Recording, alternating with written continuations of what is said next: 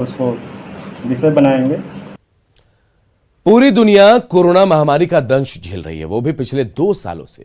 पूरी दुनिया को कोरोना ने तबाह करके रखा है, जिसका हथियार बस एक ही है, वो है वैक्सीनेशन। लेकिन कुछ लोग वैक्सीनेशन के नाम पर लोगों को ठग भी रहे हैं, अपनी जेब भर रहे हैं। सिवान से वीडियो सामने आया है, वो हैरान करने वाला है। वीडियो काफी तेजी से वायरल भी हो रहा है। इसमें अस्पताल का एक कर्मी घूस लेता दिखाई दे रहा है।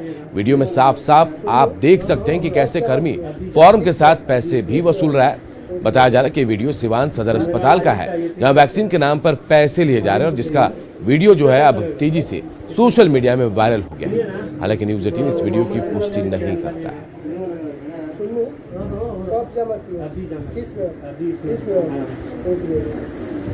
मेरा आज ही चाहिए थी क्या? अभी हमको चाहिए। कितना टाइम लगेगा? कितना टाइम लगेगा?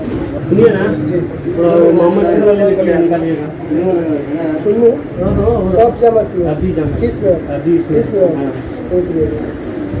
मेरा आज ही चाहिए थी क्या? अभी हमको चाहिए। कितना टाइम लगेगा? कितना टाइम लगेगा? सुनिए ना। भागलपुर का सबसे बड़ा अस्पताल Jawaharlal Nehru medical college and hospital in दिनों दलालों के कब्जे में है और यह बात खुद अस्पताल के अधीक्षक भी मान रहे हैं। 16 जून को सड़क हादसे में घायल एक शख्स जब इस अस्पताल में पहुंचा तो दलाल उसके पीछे पड़ गए। अस्पताल का स्टाफ श्रवण कुमार, जो ट्रॉली मैन, उसे बहलाकर आयुष्मान अस्पताल ले गया, जहां पैर का इलाज के लिए उससे 2 लाख रुपए वसूल लिए गए। लेकिन उसका पैर ठीक नहीं हो पाया और एक पैर कटने की नौबत आ गई। इतना ही नहीं, इसके बाद भी आयुष्मान अस्पताल ने 80,000 रुपए और चुकाने का बिल थमा दिया और जब मरीज पैसा नहीं दे पाया तो वापस सरकारी अस्पताल में आ गया। इस मामले में अधीक्षक का कहना है कि वो दलालों पर नकेल के लिए कुछ कदम उठाने जा रहे हैं।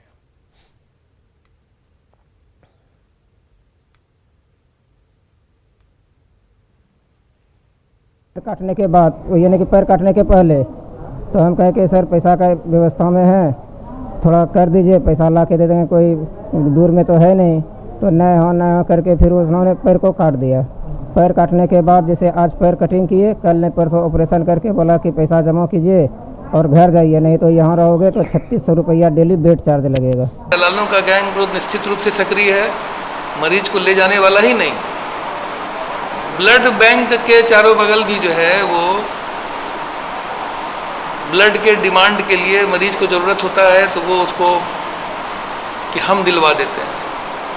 और वो इस तरह के दलाल अक्सर जो है हमारे जो अस्पताल के जो कर्मी हैं उनके मिली भगत से ही होती है। अब हमको उन कर्मियों को आइडेंटिफाई करना है कि कौन ऐसा कर रहे हैं। इसके लिए सीसीटीवी कैमरे वाले को भी हमने सचेत कर दिया है कि ब्लड बैंक में किनका आना जाना ज़्यादा हो रहा है।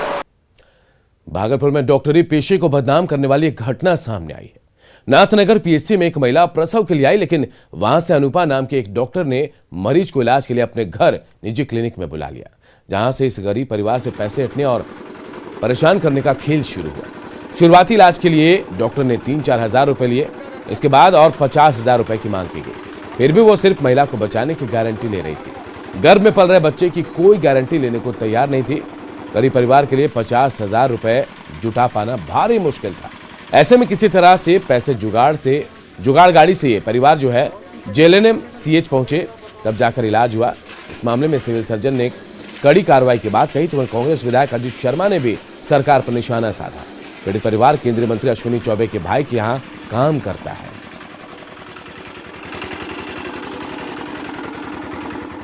पहले हॉस्पिटल में, मैं ब्लॉक के हॉस्पिटल में नाथनगर में, उनके बाद वहाँ से हमको देख करके अपने घर पे बुलाया।